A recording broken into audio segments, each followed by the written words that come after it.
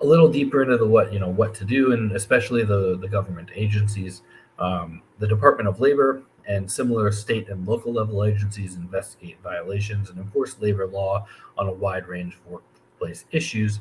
The U.S. Department of Labor is made up of a wide range of federal agencies, from ones that do like data and research, like the National Labor Statistics, um, to industry specific agencies, like an agency that oversees mine safety, to health and safety, like OSHA, to veterans employment, right?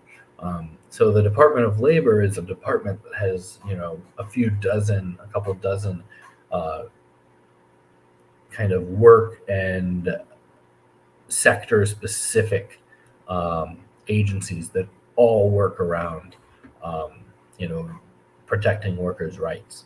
In addition to its enforcement functions, the Department of Labor maintains a huge number of really, really, really good resources for workers. I've got a resources page at the end that we'll talk about briefly that has some of those. The National Labor Relations Board is traditionally more oriented towards union organizing.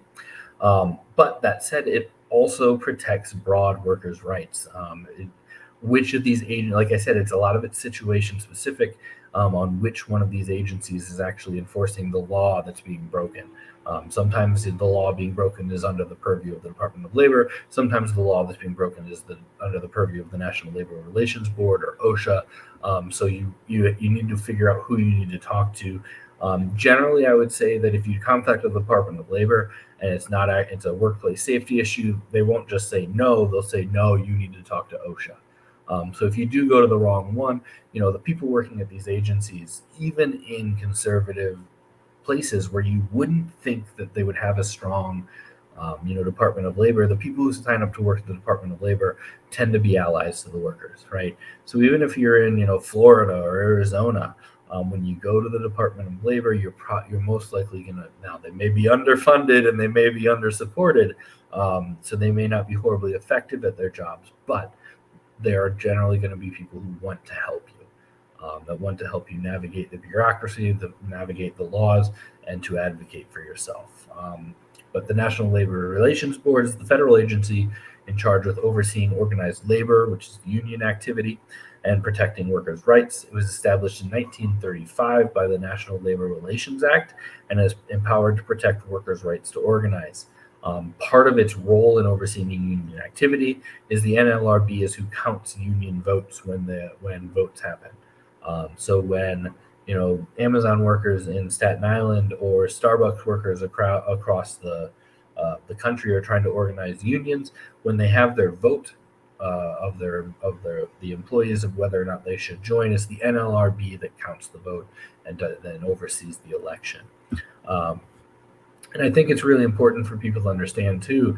A lot of times when I've talked to people about workers' rights, they think a lot of this is new. No, right? Oh, these laws, the NLRA, the National Labor Relations Act, was passed in 1935. Right? It's almost a century old.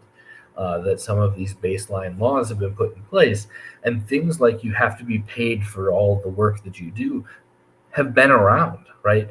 And so it was just in 2022 that courts expanded the definition of you have to be paid for for mandatory work to include booting up your computer, right? Because in 1935 there was no such thing as booting up a computer. So these laws have been around a long time and they've been evolved over time by the agencies and by lawsuits and by court decisions.